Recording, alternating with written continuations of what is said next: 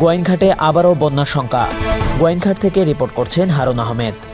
গত কয়েকদিন ধরে অনাবৃষ্টি ও সীমান্তবর্তী ভারতের মেঘালয় চেরাপুঞ্জি থেকে নেমে আসা পাহাড়ি ঢল অব্যাহত থাকায় গোয়াইনঘাট উপজেলার সকল নদ নদীর পানি খুব দ্রুত বৃদ্ধি পাচ্ছে, যার ফলে গোয়াইনঘাট উপজেলায় পুনরায় বন্যা পরিস্থিতি সৃষ্টি হওয়ার সম্ভাবনা দেখা দিয়েছে। গোয়াইনঘাট উপজেলা নির্বাহী অফিসার মোহাম্মদ তৌহিদুল ইসলাম জানান, গোয়াইনঘাট উপজেলার সীমান্তবর্তী ভারতের চেরাপুঞ্জিতে বিগত ২৮ জুন সকাল ৮:৩০ থেকে আজ সোমবার সকাল ৮:৩০ পর্যন্ত ৩ দিনে মোট ৬৪০ মিলিমিটার বৃষ্টিপাত হয়েছে। সোমবার ১ জুলাই সকাল ৮:৩০ থেকে আগামী ৩ জুলাই সকাল ৮:৩০ পর্যন্ত ৩ দিনে মোট ৯৬৯ কিলোমিটার বৃষ্টিপাতের সম্ভাবনা রয়েছে। এদিকে নদীর পানি প্রবাহের তথ্য ১ জুলাই দুপুর ১২ ঘটিকা গোয়াইন নদী গোয়াইনঘাট পয়েন্ট বিপদসীমা ১০.৮২ মিটার প্রবাহমান ১০.৩৬ মিটার, পিয়াইন নদী জাফলং পয়েন্ট বিপদসীমা ১৩.০০ মিটার প্রবাহমান ১১.৬৯ মিটার, সারি নদী সারিঘাট পয়েন্ট বিপদসীমা ১২.৩৫ মিটার প্রবাহমান ১২.৩৫ মিটার। অপরদিকে বিগত ৩ ঘন্টায় সারি নদীর পয়েন্ট পানি প্রবাহের উচ্চতা ১ মিটার বৃদ্ধি পেয়েছে।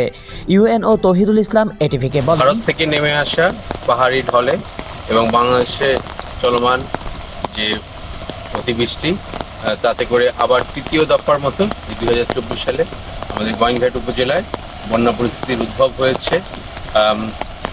ইতিমধ্যে আমাদের এখানে যে পিয়াইন নদী, সারি এবং গোয়াইন, এর মধ্যে ৩টি নদীর পানির যে উচ্চতা সীমা সেটি বৃদ্ধি পাচ্ছে। গতকাল চেরাপুঞ্জিতে ৩১৩ মিলিমিটার বৃষ্টিপাত হয়েছে এবং এর প্রভাব আজকে ব্যাপকভাবে এখানে পড়েছে। আগামী ৩ দিনও ভারতে বৃষ্টি রয়েছে, বাংলাদেশেও ভারী বর্ষণ হবে। এর প্রভাবে সিলেটের গোয়াইনঘাট সহ এর ভাটিতে যে উপজেলাগুলো রয়েছে সেগুলো প্লাবিত হওয়ার সম্ভাবনা রয়েছে। ইতিমধ্যে আমাদের গোয়াইনঘাট উপজেলার এখানে ২টি যে মূল সড়ক সেটি প্লাবিত হয়েছে, পানি প্রবাহিত হচ্ছে এর উপর দিয়ে, এবং আশেপাশের যে এলাকাগুলো রয়েছে সেগুলো প্লাবিত হয়েছে।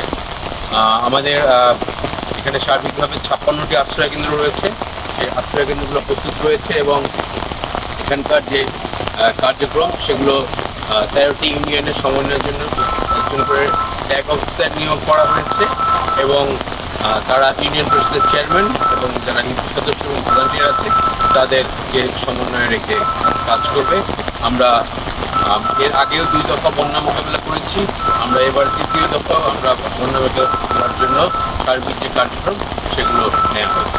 উপজেলায় মোট ৫৬টি আশ্রয়কেন্দ্র প্রস্তুত রাখা হয়েছে। এছাড়াও উদ্ধার কার্যক্রম ও ত্রাণ কার্যক্রম পরিচালনার জন্য মোট ৪৭টি নৌকা মাঝিসহ প্রস্তুত রাখা আছে।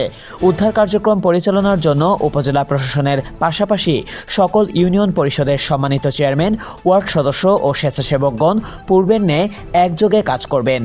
বন্যা পরিস্থিতি মোকাবেলা সংক্রান্ত সকল কার্যক্রম সুষ্ঠুভাবে পরিচালনার স্বার্থে প্রতিটি ইউনিয়নে একজন করে ট্যাগ অফিসার নিয়োগ দেওয়া হয়েছে। প্রিয় দর্শক, এই ছিল এখনকার সংবাদে। আমাদের পরবর্তী সংবাদ দেখার আমন্ত্রণ রইল।